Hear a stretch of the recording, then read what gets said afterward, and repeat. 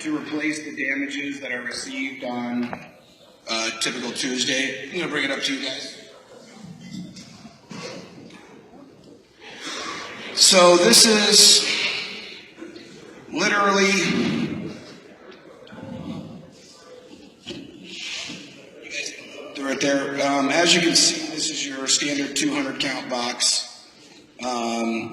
The rippling on the main side and the other side, those aren't usually there. But what happens is, and I really don't know if you guys see this. What's your question, Vince? Well, I'm going to get to the question. This is literally how we open this box. So, if you want to bring stuff out, and there's books folded over. Every single corner on every single comic in that is completely rippled. And my question is, and I've been discussing this with other retailers for the last year because I've been really feeling upset about this. For 20 years, Diamond has used this box. This box 20 years ago held $50 worth of wholesale comic books in it. Now it holds $500 worth of wholesale comics. We don't treat this like that's a $500 box of our product. We treat this as it's a $60 box from 20 years ago. So your question is? My question is, and I know it's been brought up, why do you treat $500 worth of our product like it's $60 from 20 years ago?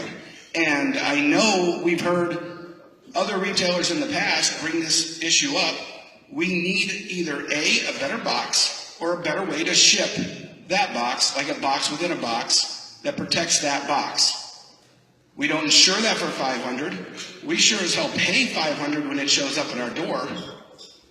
But that is why, that was $500 I paid for on a Tuesday. I got that on a Thursday emergency ship.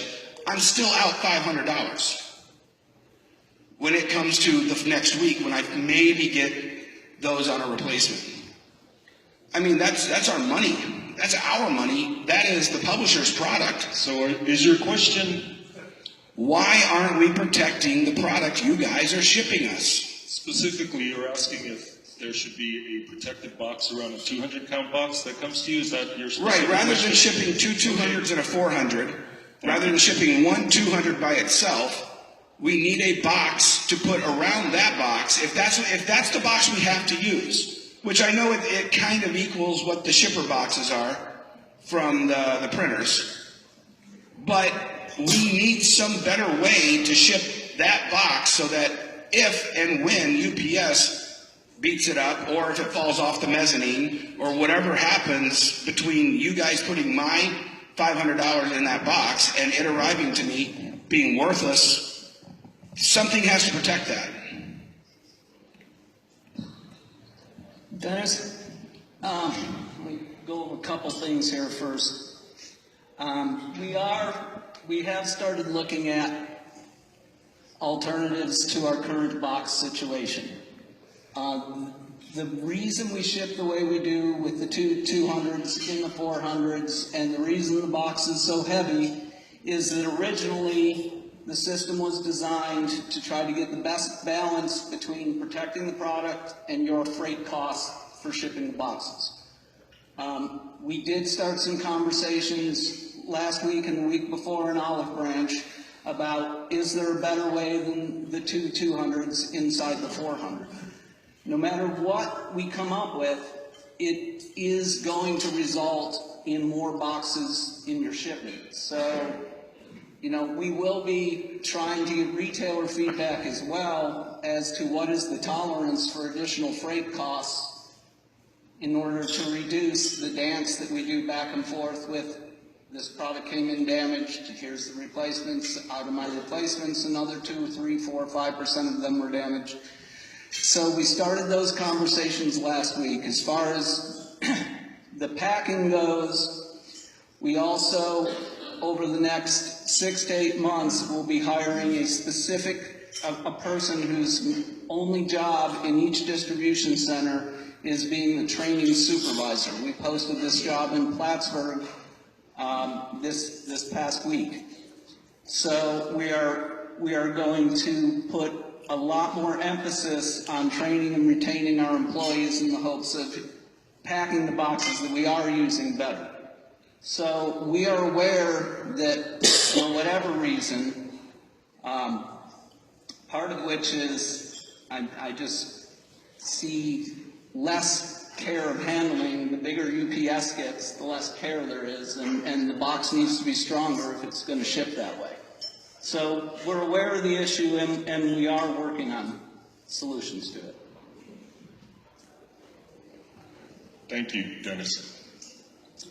Hi, I'm Greg of Black Hat Comics in Salt Lake City. With all due respect, the problem is not UPS. I get boxes every week that look like that, and they're put inside large boxes.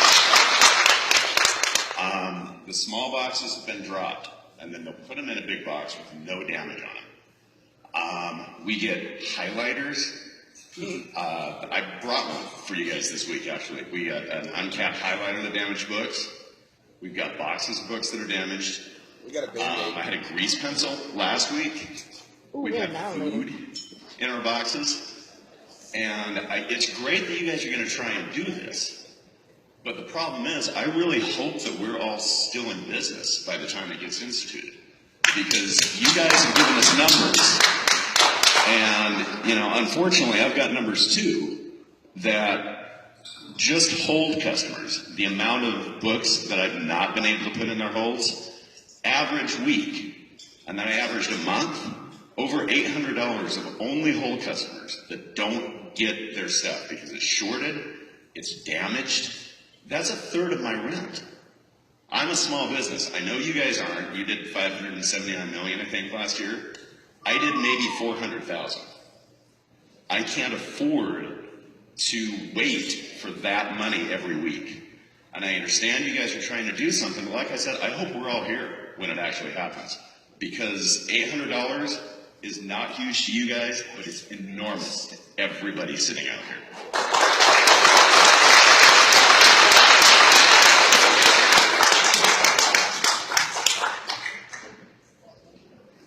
Your point is well taken. I wasn't trying to put the blame on UPS. I was saying the box is not capable of withstanding what it needs to withstand.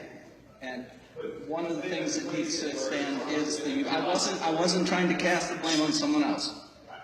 I know we have things to work on, and we have programs that we're putting in place to try to work on.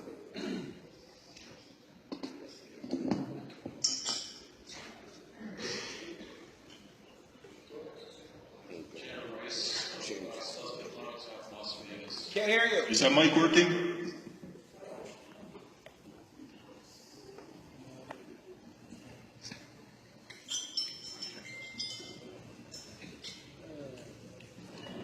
Hello?